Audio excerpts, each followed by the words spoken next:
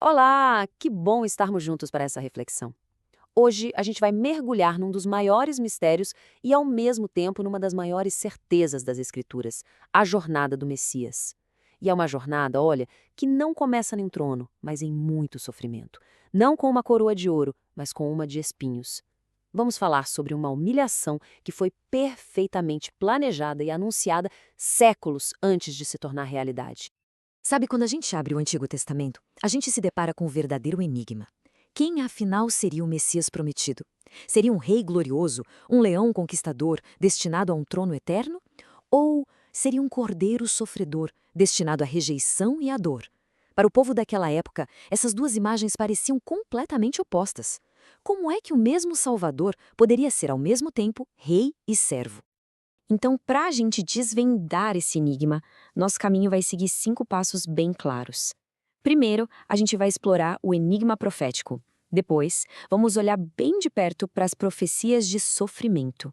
Em seguida, vamos ver o impressionante cumprimento literal de cada uma delas. Isso vai nos levar a entender o propósito da humilhação e, finalmente, a descansar na certeza de que a obra está consumada. Vamos então mergulhar de cabeça nesse enigma. Tenta imaginar a confusão na cabeça dos estudiosos e do povo de Israel. De um lado, eles liam sobre um reino de glória, um reino que não teria fim. Do outro, encontravam descrições de um servo ferido, humilhado. As duas visões pareciam, assim, irreconciliáveis.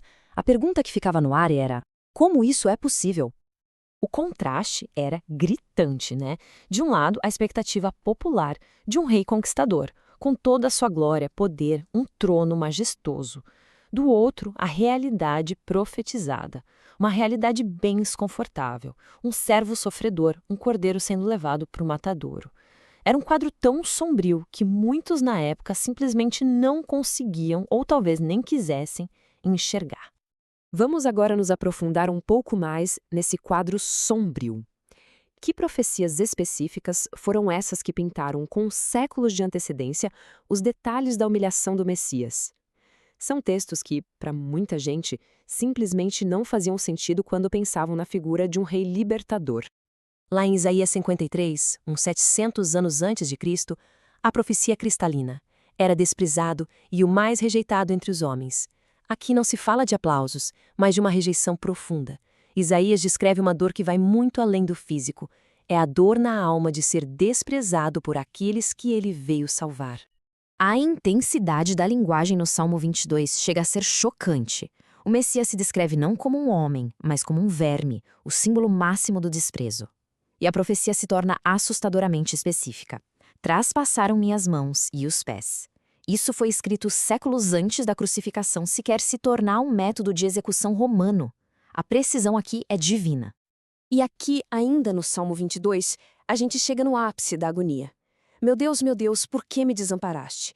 Essa não é a dor dos pregos ou dos espinhos. Essa é a dor mais profunda de todas. A dor espiritual do filho sentindo o peso do pecado do mundo e o abandono do pai. 1000 anos antes, o grito da cruz já tinha sido profetizado. Então, como é que esse enigma todo se resolve? A resposta não vem da especulação humana, mas da própria história. O cumprimento literal, detalhe por detalhe, de cada uma daquelas profecias sombrias é a solução divina que une perfeitamente as duas imagens do Messias, o servo sofredor e o rei glorioso. A precisão do cumprimento é matematicamente impossível, a não ser que seja obra de Deus. A profecia de Miqueias apontou para uma cidadezinha, Belém, e foi exatamente lá que Jesus nasceu. Isaías profetizou um nascimento virginal, um milagre, e foi exatamente assim que aconteceu. João nos lembra da profecia da rejeição, e ele foi de fato rejeitado pelo seu próprio povo. Cada detalhe cumprido à risca. E aqui está o ponto central de toda a nossa conversa. A humilhação do Messias não foi um acidente de percurso. Não foi um plano que deu errado. Não foi um plano B. Foi o plano A desde a eternidade. Foi a solução perfeita, divinamente arquitetada, para o problema do pecado da humanidade. Mas isso nos leva à pergunta mais importante de todas. Por quê? Por que todo esse sofrimento? Porque era absolutamente necessário que o Messias fosse humilhado antes de ser glorificado. Qual era o propósito divino por trás de tanta dor? A resposta está aqui, bem no coração do Evangelho. O sofrimento do Messias não foi por causa de erros dele, mas por causa dos nossos. Ele foi ferido pelas nossas transgressões. O castigo que nos traria a paz com Deus, estava sobre ele. Essa é a doutrina da expiação substitutiva. Ele tomou o nosso lugar. A glória do reino só poderia vir depois que a dívida do pecado fosse completamente paga por ele. Portanto, a missão da sua primeira vinda não era o que muitos esperavam. Ele não veio como um reformador político ou um juiz. Sua missão era infinitamente mais profunda. Ele veio para aniquilar o pecado na sua raiz, para buscar e salvar ativamente quem estava perdido e para ser a porta da salvação para toda a humanidade. Uma missão de resgate, não de condenação. E o livro de Hebreus confirma isso de um jeito muito poderoso. Manifestou-se para aniquilar o pecado pelo sacrifício de si mesmo. Este não foi só mais um sacrifício. Foi o sacrifício definitivo, realizado no ponto central de toda a história humana, a consumação dos séculos. Um ato único e suficiente para remover o pecado de uma vez por todas. E assim, a gente chega à nossa conclusão e à aplicação prática de tudo isso para nós hoje. A obra está consumada. Mas que certeza a gente tem disso? A nossa segurança está firmemente ancorada na fidelidade de Deus em cumprir cada uma dessas profecias. Pensa um pouco nisto. Se Deus foi fiel para cumprir com precisão absoluta cada detalhe doloroso da humilhação do Messias, ele não seria igualmente fiel em garantir o resultado dessa humilhação? Sim, com certeza.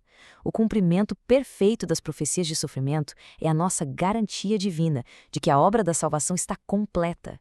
A dívida foi paga integralmente. Portanto, a questão para nós hoje não é o que eu preciso fazer, mas sim o que eu farei com aquilo que já foi feito. A humilhação perfeita do Messias cumpriu seu propósito glorioso. A obra está feita, a dívida está paga, o caminho está aberto. Nossa única resposta e o nosso maior privilégio é simplesmente descansar na obra consumada da cruz.